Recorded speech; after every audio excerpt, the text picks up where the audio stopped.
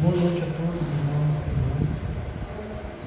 Hoje vamos substituir o nosso caro colega Cleto, né? Ele estava escalado para fazer essa palestra, mas ele teve que fazer uma cirurgia e está, de certa forma, licenciado do trabalho, né?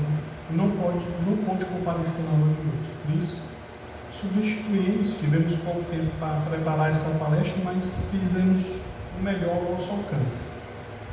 Vamos falar Jesus, família e vida. Nós fizemos uma pesquisa sobre qual que venha a ser a família de Jesus. Essa pesquisa a gente fez principalmente na Bíblia, né? Principalmente no Novo Testamento, em que praticamente onde tem as únicas informações sobre a família de Jesus. Vamos fazer tipo uma pincelada desses textos dos 4 evangelhos e dos Atos dos Apóstolos e pegar essas informações e, de certa forma, compor a família de Jesus. A primeira informação está lá na Bodas de Caná, aquele evento que Jesus transformou a água em vinho. Logo depois tem esse depoimento. Depois disso, desceu a Cafarnaum, ele, sua mãe, seus irmãos e seus discípulos, e ficaram ali não muitos dias.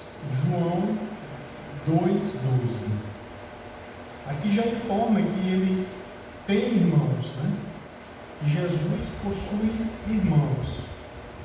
Outra informação, disseram-lhe então seus irmãos, os irmãos de Jesus, falaram isso para ele: retira-te daqui e vai para a Judeia, para que também os teus discípulos vejam as obras que fazes. Pois nem seus irmãos criam nele. Assim afirmou João no seu evangelho, destacando que os irmãos de Jesus não criam nele, não acreditavam muito nas palavras e nas obras de Jesus naquele tempo. Por isso que pediu para ele ir para a Judeia, não ficar lá em Nazaré.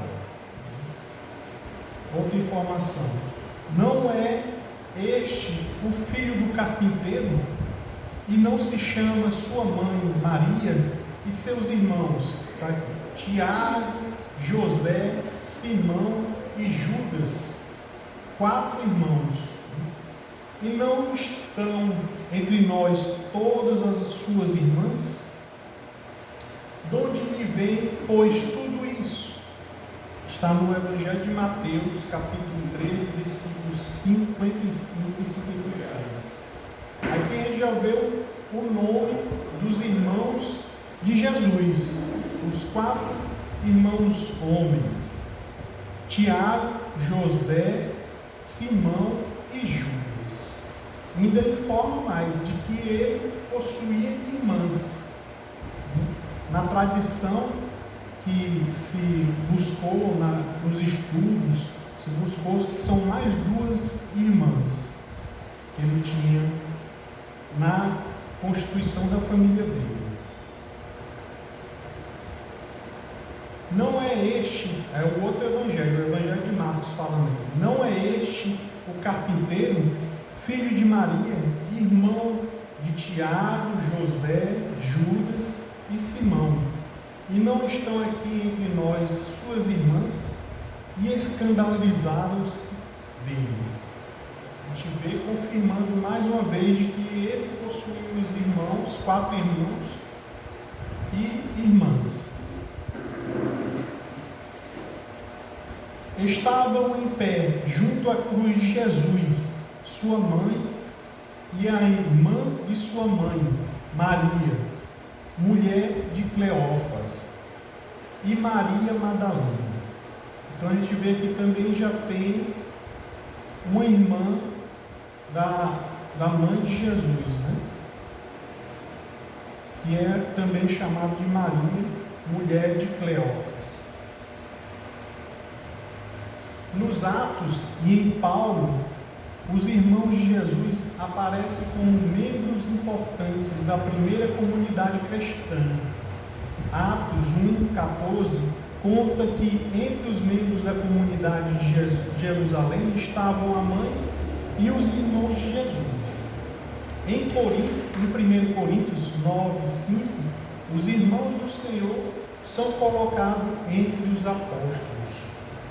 E em Gálatas 1:19 é lembrada a visita de Paulo a Jerusalém, onde encontrou Tiago, o irmão do Senhor, quer dizer, o irmão de Jesus. João Batista, como é chamado pelos cristãos, foi, segundo o Evangelho de Lucas, filho do sacerdote Zacarias, de classe sacerdotal, e de Isabel, prima de Maria. Isso está descrito, relatado em todo o primeiro capítulo do Evangelho de Lucas. Lá ele fala detalhadamente como essa relação, de que o anjo Miguel, veio, apareceu e anunciou a vinda de João Batista primeiro, e 6 meses depois anunciou a vinda do Messias, Jesus. Então eles eram primos de terceiro grau e só se separavam de 6 meses de nascimento um ao outro. Então assim a gente pode, através dessas pesquisas, constituir, de certa forma, a família de Jesus. Os avós Joaquim e Ana, por parte da mãe, e Jacó, e um que foi encontrado, de certa forma, com clareza em relação a quem foram os pais de José. Aqui os pais estão errados, não é João, e sim José. Que Jacó é o pai de José. E Joaquim e Ana são os pais de Maria, mãe de Jesus. E os irmãos de Jesus: Tiago, José, Simão, Judas, Salomé e Maria, as 2 irmãs de Jesus, chamavam-se Salomé e Maria. E os tios Maria e Cleófas, Zacarias e Isabel. Os primos conhecidos João Batista e Simeão, que era filho de Maria e Cleófas. Mas aqui a gente vê a família de Jesus. E como naquele tempo Jesus nasceu no povo judeu, era uma família judaica, com suas tradições judaicas. Então a gente vê, tinha essa constituição da família como nós conhecemos hoje. Mas muitos historiadores, muitos estudiosos, uns da parte dos católicos e outros da parte dos evangélicos, vê diferente. Os católicos veem que Jesus não teve irmãos, porque eles professam a doutrina, o dogma da virgindade de Maria. E Maria foi virgem antes e depois do nascimento de Jesus. Então Jesus não teve irmãos. Para boa parte dos protestantes, eles acreditam realmente de que Jesus teve irmãos por parte de pai e de mãe. Mas nos estudos dos católicos, eles falam que esses ditos irmãos de Jesus não são exatamente irmãos, mas primos, ou então sendo filhos do primeiro casamento de José, pai de Jesus, porque dizem que José casou com Maria já com certa idade, e já vindo de um casamento, viúvo que ele era, nas tradições católicas. A gente vê isso. Então, eles acreditam que os irmãos de Jesus não são mais do que primos ou então irmãos parte de pai, mas não de Maria. Maria era virgem e continuou virgem após o nascimento de Jesus. É o dogma dos católicos. Mas a gente vê que mesmo assim, tirando essas controvérsias, a gente pode construir a família de Jesus dessa forma, né? Os pais, os irmãos, os tios, os primos. Mas o que Jesus dizia? Como é que era a família para ele? O que ele entendia como família? Será se era só na parte consanguínea que ele entendia que se tinha uma família? Vamos agora para as próprias palavras de Jesus. Quem é minha mãe e quem são meus irmãos? E tendo vindo para casa, reuniu-se aí tão grande multidão de gente que eles nem sequer podiam fazer sua refeição. Sabendo disso, vieram seus parentes para se apoderarem dele, pois diziam que perdera o espírito. Os próprios parentes falavam isso de Jesus. Entretanto, tendo vindo sua mãe e seus irmãos, e conservando-se do lado de fora, mandaram chamar. Ora, o povo se assentara em torno dele e lhe disseram: tua mãe e teus irmãos estão lá fora e te chamam. Ele lhes respondeu: quem é minha mãe e quem são os meus irmãos? E perpassando o olhar pelos que estavam assentados ao seu derredor, disse: eis aqui minha mãe e meus irmãos, pois todo aquele que faz a vontade de Deus, esse é meu irmão, minha irmã e minha mãe. E essas afirmações encontram-se no Evangelho de Marcos e Mateus. Então a gente vê de que Jesus tinha uma visão bem mais abrangente do que seria família, né? Não mais a parte consanguínea, mas sempre relacionada à vida espiritual, porque Jesus tinha uma visão bem mais ampla da vida e da família, consequentemente.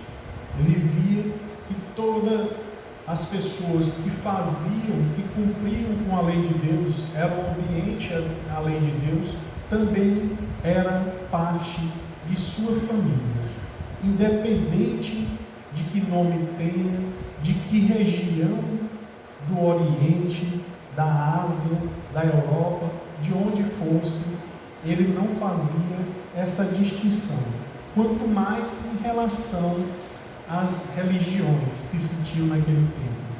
Tanto é que ele fala da parábola de bom samaritano, pegando o exemplo do samaritano, que não era tão religioso quanto naquele tempo, que tinha até, de certa forma, uma má fama em relação aos judeus. E ele pegou esse exemplo e fez com que os seus ensinamentos não eram só para um grupo de religião, um segmento religioso, mas para todos aqueles que praticavam a lei de Deus, todos aqueles que procuravam obedecer a Deus e cumprir com os seus mandamentos. Então ele via, de certa forma, algo mais abrangente. E assim, como ele é o Consolador prometido, como ele disse há 2000 anos, eu retornarei meu Pai e pedirei que ele envie outro Consolador. E esse Consolador ensinará tudo que eu ensinei e muito mais, e ficará convosco eternamente.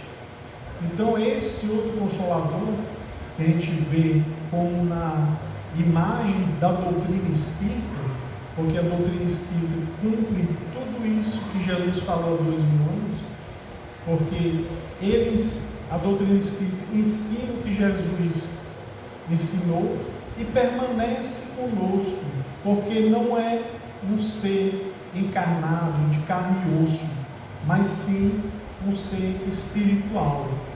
É uma legião de espíritos que já passaram por aqui pela terra, que já auxiliaram o próprio Jesus nas suas missões, e que retornaram para ajudá-lo mais uma vez.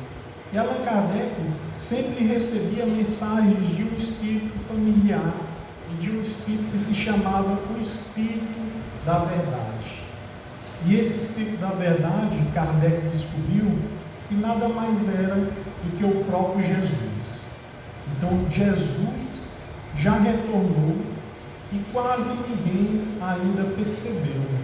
Por quê? Porque ainda estávamos enraizados em nosso orgulho e nosso egoísmo, e não assim não poderíamos ver a sua obra, a sua missão, como há 2000 anos também não o percebemos.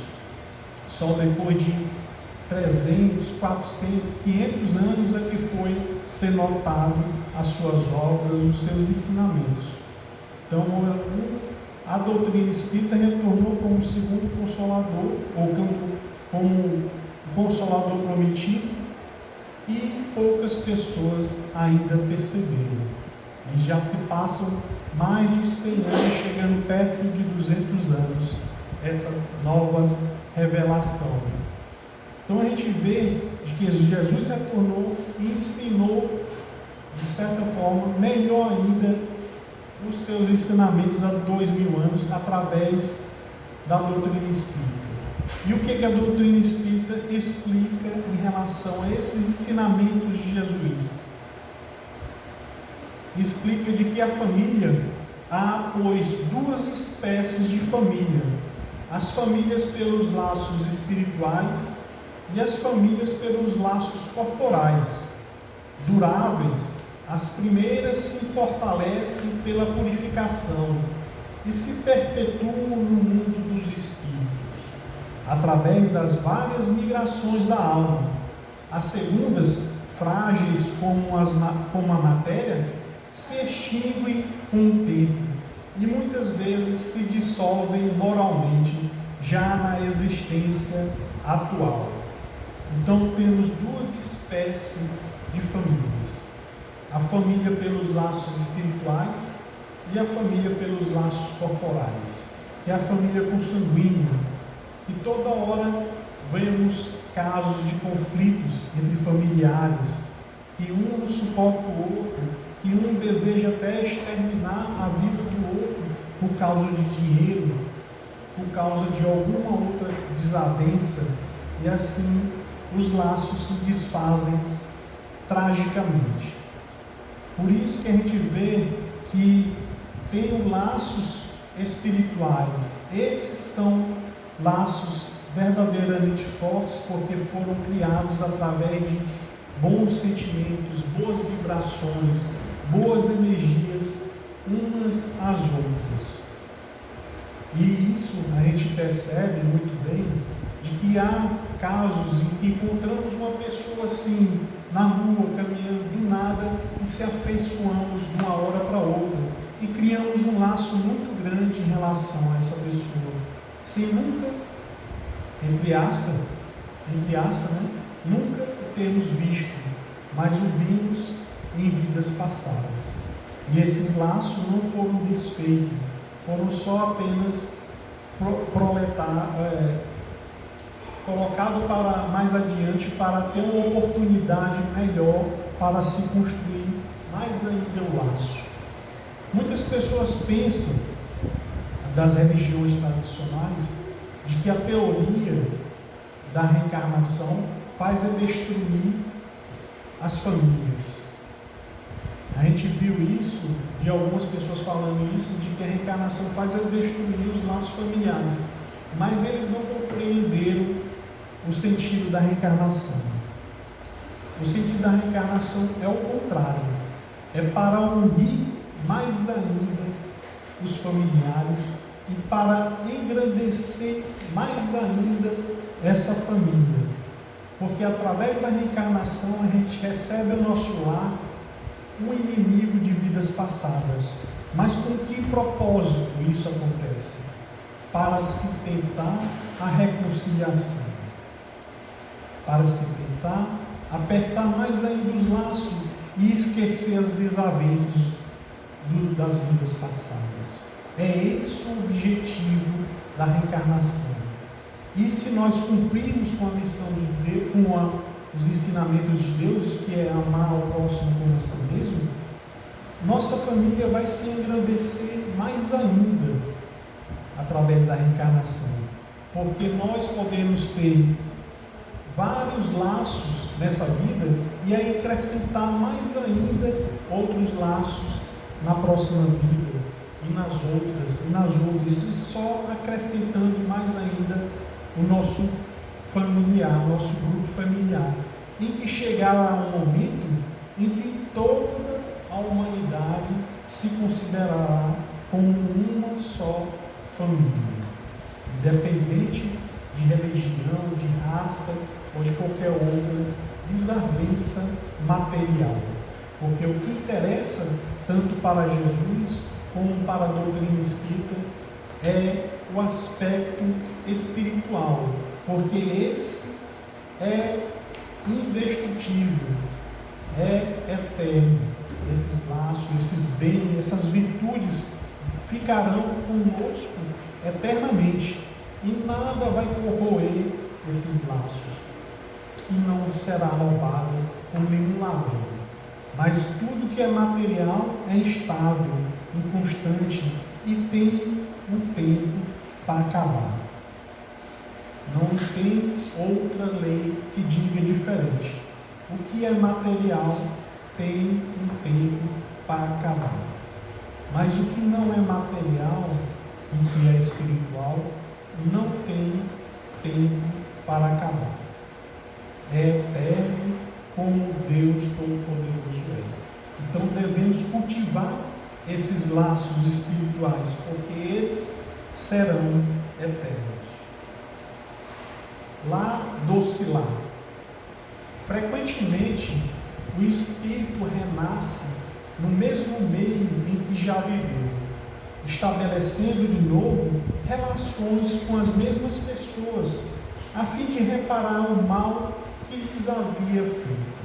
Se reconhecesse nelas as quem a odiara, quiçá o ódio se despertaria outra vez no íntimo, de modo ele se sentiria humilhado em presença daqueles a quem houvesse ofendido. Muitos dizem, não, a reencarnação não existe porque a gente não lembra das vidas passadas. Está aqui a razão por nós não lembrarmos claramente das vidas passadas. De que seria um atraso imenso a evolução, a se adquirir mais laços, essa revivência de vidas passadas a toda hora, a todo momento, de que vê aqui do nosso lado um irmão como sendo um inimigo de vidas passadas.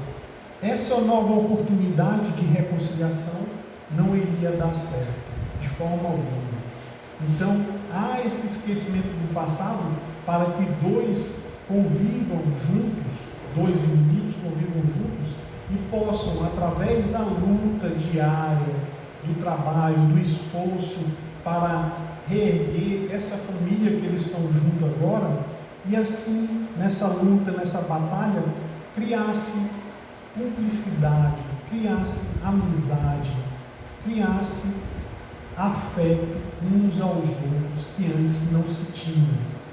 E isso é possível através de uma nova chance, uma nova oportunidade, numa nova existência. E outra também bem prática de se fazer. Nós lembramos o que nós fizemos exatamente na nossa infância. Nós lembramos só aqueles detalhes bem característicos, bem marcantes da nossa infância. É quebrar a perna jogando bola, ou outra coisa, o dente, ou alguma coisa assim, relacionada ao sofrimento, ou algo bem intenso relacionado aos sentimentos. Mas os outros, os detalhes, dificilmente lembramos. Dificilmente lembramos. Que vai nos lembrar uma foto, uma filmagem ou algo assim. Se já nessa vida já é difícil a gente lembrar das coisas do passado, imagine lembrar de vidas passadas. Essas lembranças vêm através de quê? De pressentimentos, de intuições, de aspirações, de desejos que nós imaginamos. De onde veio esse desejo? Nunca tive esse desejo e agora eu tenho. Tá, de vidas passadas. De onde veio essa antipatia com essa pessoa que eu nunca vi? Está lá, de vidas passadas. E de onde veio essa simpatia que eu tenho por essa pessoa que eu nem conhecia, nem fazia questão de conhecer? Mas isso a gente explica através das várias oportunidades que Deus, infinitamente bom e justo, nos dá. Porque Ele é Deus de amor e não Deus de vingança, de remorso, de forma alguma. Ele só pensa no nosso bem, no nosso crescimento, na nossa melhora.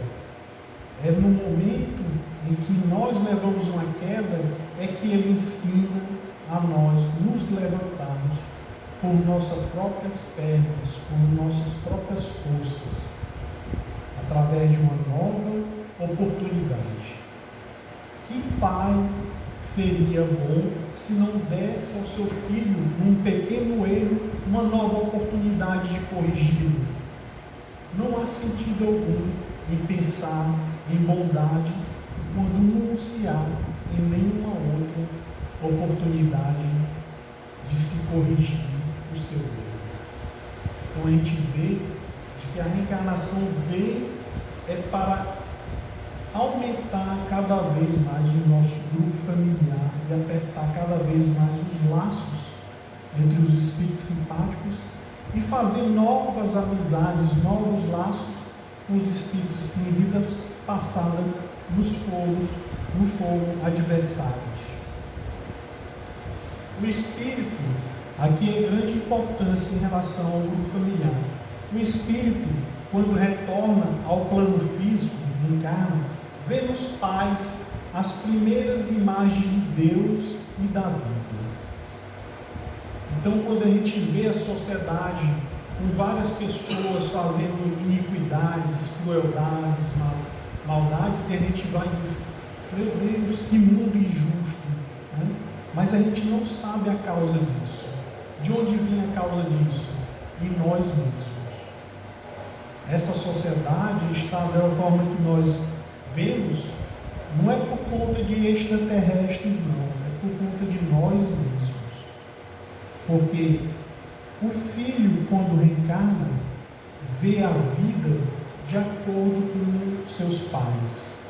Se os seus pais são injustos, são vingativos, são maus, esse filho verá a vida e Deus dessa forma, vingativo e maldosos.